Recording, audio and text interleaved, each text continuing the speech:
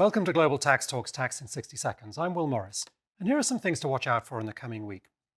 As previewed last week, on the first day of President Trump's second term, we got two executive orders, one focused directly on the OECD, and one focused on countries' imposition of extraterritorial or discriminatory taxes. I say as previewed, but in fact, I don't think we expected anything this quickly or this strong. So, first, what is an executive order? And second, what did these ones say? Well, in simple terms, an EO is a directive signed by the President to the executive branch, which is to say departments like the US Treasury. They're not legislation, but they do have the force of law. So these aren't memos, they're binding legal documents and should be understood as such. So what do they say? Well, they signal a very clear change in direction from the Biden administration on global tax and trade policy.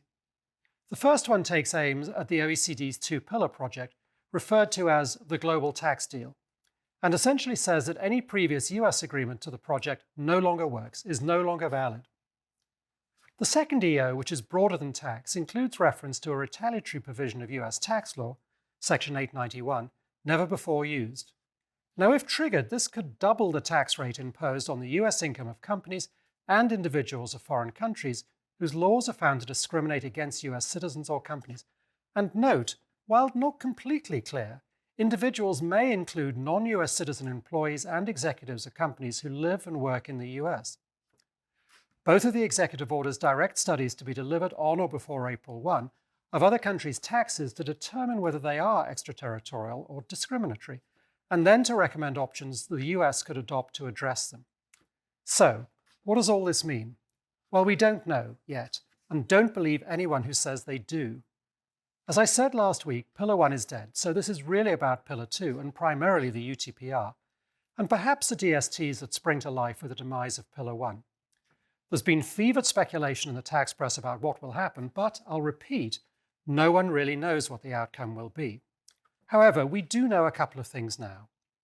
First, there's the instruction to the Treasury and the US mission to the OECD to inform the OECD of the withdrawal of US support. This may well mean that the projects foreshadowed in last week's Pillar 2 release by the OECD are put on hold.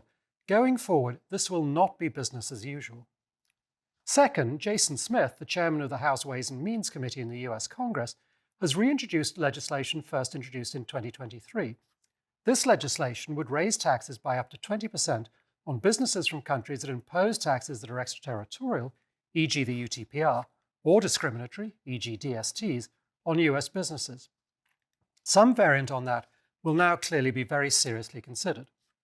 Those facts we know, but we cannot tell how the political dynamics will play out.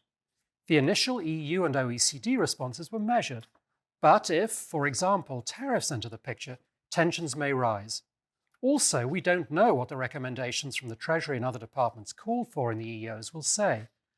We'll of course keep covering this, but one thing we do know. As I predicted, or probably slightly under-predicted, 2025 is going to be a remarkably uncertain year in the tax world. Anyway, thanks for joining and come back next week so that you stay global tax ready.